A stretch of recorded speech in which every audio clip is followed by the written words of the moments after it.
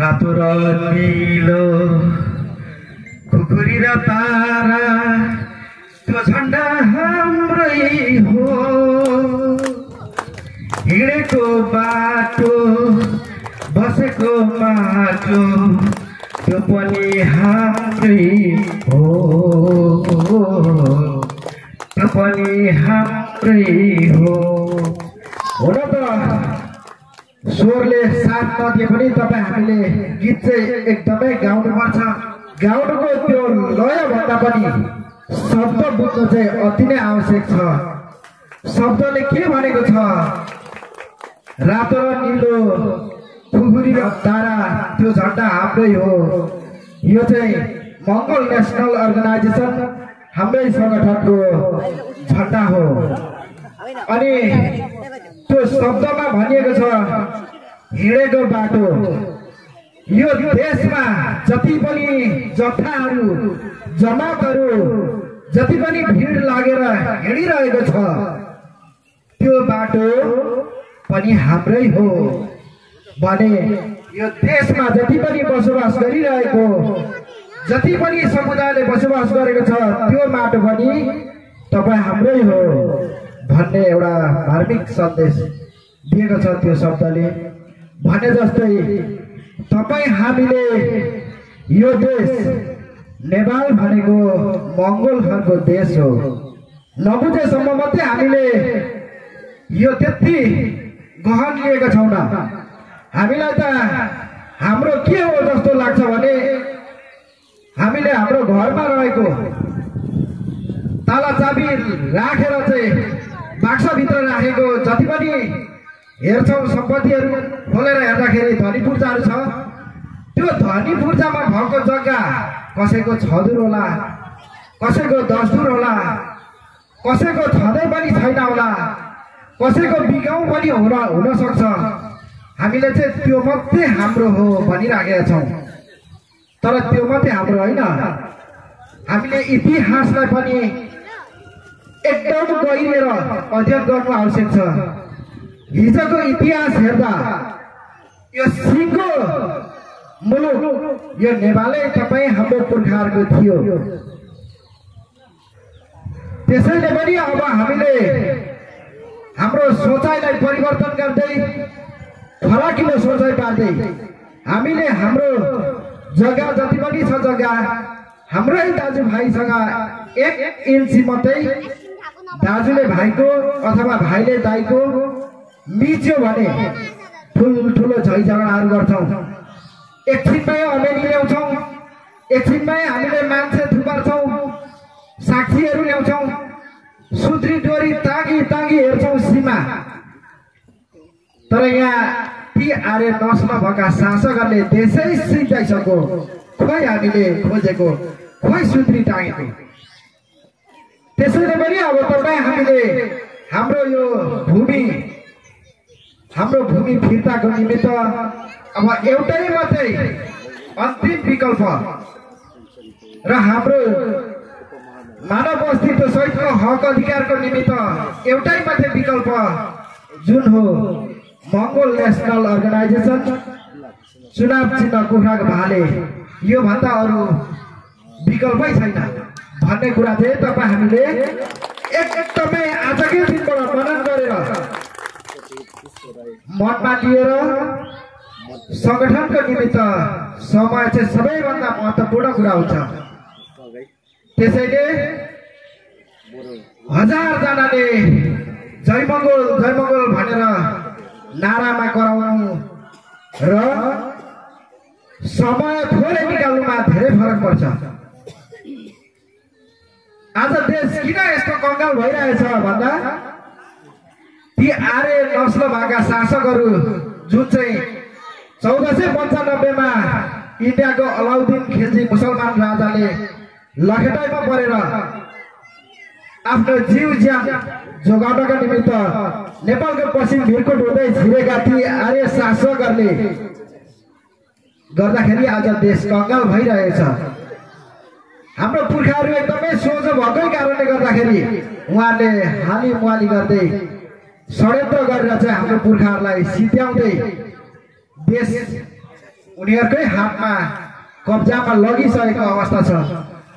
अब तपाई हामीले फेरि पनि हाम्रो पुर्खाहरुको यो हिजो हाम्रो पुर्खाहरु हुकुमवासी हुनुहुन्थ्यो भने अहिले हामी सुकुमवासी जस्तै भइसकेका छौं।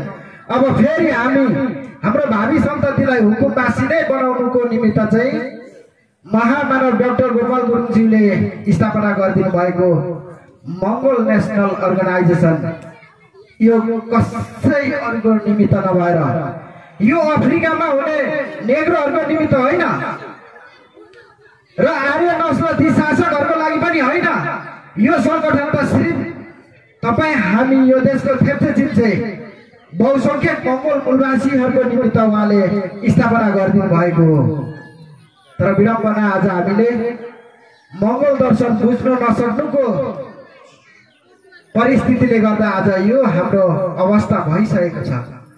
त्यसैले पनि अब तपाई हामीले हाम्रो मानव अस्तित्व सहितको हक अधिकार चाहिँ सबैभन्दा महत्त्वपूर्ण कुरा हुँदो रहेछ भनेर सम्पत्ति पनि चाहिन्छ, नचाहिने होइन चाहिन्छ। तर सम्पत्ति भन्दा पनि महत्त्वपूर्ण कुरा भनेको चाहिँ हक अधिकार हो। हिजो भुटानमा हाम्रो मान्छेहरू हाम्रो पुर्खाहरू भुटानमा गएर चाहिँ सम्पत्ति कति कमाउनु भएको थियो होला। अझै पनि तपाईहरु क्याम्पमा भुटनिज क्याम्पतिर गएर हेर्नुहोस्, उहाँहरूको कुरा सुन्नुहोस्, सोध्नुहोस् भुटानमा कस्तो थियो, तपाईहरुको घर कस्तो थियो, के थियो अवस्था, जग्गा जमिन कति थियो भनेर सोध्नुहोस् त। उहाँहरूले एकदमै फोनमा निकालेर देखाउनुहुन्छ यो मेरो घर हो भुटानको भन्दा 5 तले घर छ। जग्गा पनि 4 बिघा 2 बिघा 3 बिघा भएको हाम्रो पुर्खाहरू भुटानमा के भएर बस्नु भएको थियो भन्दा आदिवासी जनजाति भएर बस्नु भएको थियो। भुटानको मूलवासी को थियो भन्दा भुटानको मूलवासी त्यहाँको भोटेहरू हो। हाम्रो मान्छेहरू आदिवासी जनजाति भएर बसिरहेको अवस्थामा त्यही आर्य नस्ल शासकहरूले नै इन्डिया पनि क्षेत्री बाहुनले नै छप्पै मुठीमा लिएर चलाइरहेको अवस्था छ। यो हाम्रो देश नेपाल पनि क्षेत्री बाहुन ती आर्य शासकहरूले नै छप्पै मुठीमा लिएर चलाइरहेको अवस्था छ। फर्केर हेरौँ भुटान चाहिँ त्यहाँको मंगोल मूलवासी भोटेहरूले चलाइरहेको अवस्था छ। अब भुटान त सानो सानै देश पनि हो। अब भुटान पनि आर्य नस्ल भएका क्षेत्री बाहुन हामीले नै छापै बनाएर अब भुटानमा पनि राज चलाउनु पर्छ भनेर टेकनाथ रिजाल जस्ता ती आर्य शासकहरूलाई पठाएर चाहिँ भुटानमा पनि भुटान कब्जा गर्नका निमित्त हाम्रै आदिवासी जनजाति भएर बसेका ती पुर्खाहरूलाई उकासेर सोझो साझो हाम्रो मान्छेहरू क्षेत्री ब्राह्मणहरू त देख्नै हुँदैन। हाम्रो मान्छेहरू छेउमा आइपुग्ने बित्तिकै विद्वान आइपुग्यो भनेर अघि नमस्कार गरिहाल्छ। अनि त्यहाँ भुटानको बखु त्यहाँको राष्ट्रिय पोसाक बखु लाउँदैना यहाँको भोटेहरूलाई जति हामीलाई पनि हक अधिकार चाहिन्छ भनेर ती आर्य शासकहरूले उकास्न थाल्यो। हाम्रो मान्छेहरू उक्सियो। त्यसपश्चात भुटानको मूलवासी राजाहरूले हामीले जति दिएको हक अधिकार छ त्यसमै बस्नु, आदिवासी जनजातिहरूले हामी मूलवासीहरूले भनेको सुन्नुपर्छ, सुनेन भने समस्या हुन सक्छ भन्दा भन्दै पनि धेरै उक्सिएपछि लखेटेर नेपाल त आउनु भयो। कहाँ बस्नु भयो भन्दा पत्री थाहा छ नि तपाईहरुलाई, पत्रीको शिविर डाँडा भरि हाम्रो मान्छेहरू थेप्चे चिप्सेहरू बस्नु भयो। दमकको बेलडाङ्गीमा पनि बेलडाङ्गी भरि सेक्सन 1 सेक्सन 2 भन्दै कति सेक्सन सम्म त्यो एउटा घुम्ती बनाएर राखिएको अवस्था छ। उहाँहरूलाई चाहिँ शरणार्थी बनाएर राख्यो भने कसले खेद्दो रहेछ देशबाट? मूलवासीले खेद्छ। को खेती माग्छ? आदिवासी जनजाति खेती माग्छ। आदिवासी जनजाति खेती माग्छ भने यहाँको आर्य शासक ती नस्ल भएकाहरूले तपाईँ हामीलाई के बनाइदिएको छ? आदिवासी जनजाति बनाइदिएको छ। यो आदिवासी जनजाति भनेको लखेटिने एउटा झुन्ड हो। त्यसैले तपाईँ हामीले आजकै दिनबाट आदिवासी जनजाति मतवाली दलित अल्पसंख्यक सीमान्तकृत मधेसी भन्नु छोडिदिनुपर्छ। हामी त सिर्फ दुईटा मात्रै भन्ने हो, मंगोल मूलवासी। हामी यो देशको मंगोल मूलवासी हो भने असली आदिवासी जनजातिहरू भनेको चाहिँ ती आर्य नस्लका शासकहरू क्षेत्री ब्राह्मण उहाँहरू चाहिँ आदिवासी जनजातिहरू हुन्। त्यसैले अब तपाईँ हामीले चाहिँ जसरी हुन्छ हाम्रो मानव अस्तित्व सहितको हक अधिकारको निमित्त एक हुनु एकदमै आवश्यक छ। त्यसै अनुरूप अहिले हुन त धेरै ठाउँतिर घर दैलो गर्दै हिँड्दाखेरि मंगोल नेसनल अर्गनाइजेसनबाट हामी चाहिँ आएको हो भनिरहँदा यत्रो भनेर यसो हात गरेर देखाउनुहुन्छ धेरैले। यत्रो छ यो पार्टी, कहिले जित्नु हौ, यो त मंगोलले त जित्दैन भनेर भन्छ धेरैले। तर उहाँहरूलाई चेतनाको कमी भएर त्यसो भन्नुभएको हो। चेतना कमी भएकै व्यक्तिहरूलाई हामीले चेतना दिने काम गर्नुपर्छ। मंगोल नेसनल अर्गनाइजेसन सानो होइन, हामीले उहाँहरूलाई बताउनु पर्छ। हामीले कुन पार्टी सानो ठुलो भन्नका निमित्त निर्वाचन आयोगमा सूक्ष्म अध्ययन गर्नुपर्छ। अहिले देशमा 106वटा पार्टीहरू छ, आधिकारिक दल दर्ता भएका पार्टीहरू। ती मध्येमा पनि अस्ति 79 को चुनावमा 87वटाले भाग लिएको थियो। 87वटाले भाग लिइरहँदा मंगोल नेसनल अर्गनाइजेसन 35औं स्थानको ठुलो दल थियो भने अस्ति 79 को चुनावदेखि अहिले फर्केर हेर्दा 13औं स्थानमा आइसकेको छ। 13औं स्थान भनेको शासकहरू अहिले प्रेसर एकछिनमै हाई, एकछिनमै प्रेसर लो, घरि प्रेसर हाई र प्रेसर लो हुँदै अहिले आर्य ती शासकहरू हस्पिटल एकदमै अहिले बाक्लो तरिकाले हस्पिटलमा किन भिड लाग्छ भन्दा आर्य शासकहरू अहिले हस्पिटल धेरै जसो जोइन भइरहेको छ। मंगोलहरू चाहिँ 13औं स्थानमा आइसकेको छ। अब सक्ने भयो। मंगोलहरूले त नारै लाउँदा पनि यो देश कसको, मंगोलको भनेर नारा लगाएपछि आर्य नस्ल भएका ती शासकहरू एकदमै सर्लक्कै आधी आयु घटे जतिकै हुन्छ। त्यसैले पनि धेरै जस्तो हाम्रै मान्छेहरूले चाहिँ ठिकै छ 13औं स्थानमा आइसकेको छ मंगोल नेसनल अर्गनाइजेसन, तर किन एकै ठाउँमा जित हुँदैन, कारण के हो भनेर धेरै जस्तो म्याक्सिमम सोधिने प्रश्न चाहिँ यही हो। हामीले सजिलै यसलाई उत्तर दिन सकिन्छ। 74 को चुनाव भन्दा अगाडि गठबन्धनको नाम थिएन। 74 को चुनावदेखि यसो मात्रै अहिले किन गठबन्धन गरिरहेछ भन्दा मंगोल नेसनल अर्गनाइजेसनलाई रोक्नका निमित्त 4टा 5वटा 6वटा गठबन्धन हुँदै दुःखले रोकिरहेको अवस्था छ।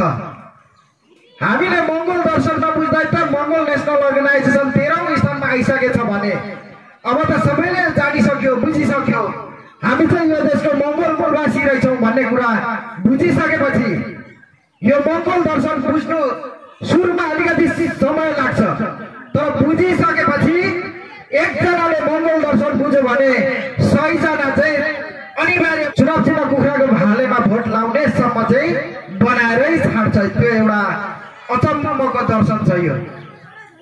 त्यसैले पनि गठबन्धनको नाम गरेर अहिलेसम्म मंगोल नेसनल अर्गनाइजेसनलाई रोकिरहेको अवस्था छ। तर यो देशको बहुसंख्यक मंगोल मूलवासीहरूले अब एकदमै कुरा बुझ्दै गएकोले गर्दा अब महामानव डाक्टर गोपाल गुरुङज्यूले भने जस्तै भोलिको दिनमा दुईटा मात्रै पार्टी हुन सक्छ।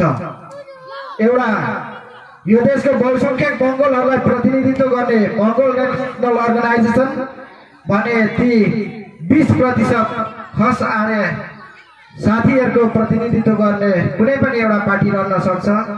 त्यसैले पनि अब जति नै गठबन्धन गरे पनि आउने 84बाट मंगोल नेसनल अर्गनाइजेसनले स्वतः जित निकाल्दै जानेछ। यस कुरामा तपाईँ हामी चाहिँ एकदमै हौसला बढाएर हामीले मंगोल दर्शन बाँड्ने काम चाहिँ कोभिड-19 जुन भाइरस आएको थियो नि, त्यो भाइरस युरोपमा मात्रै सुनिँदै थियो, एकछिनमा अर्को राष्ट्र कति छिटो त्यो हावाले सार्थ्यो त्यो भाइरस। त्यो भन्दा खतरनाक गरी अब मङ्गल दर्शन हामीले संसारभर फैलाउनु पर्छ र यो फैलिरहेको पनि अवस्था छ। त्यसैले अब समयको पाबन्दी छ।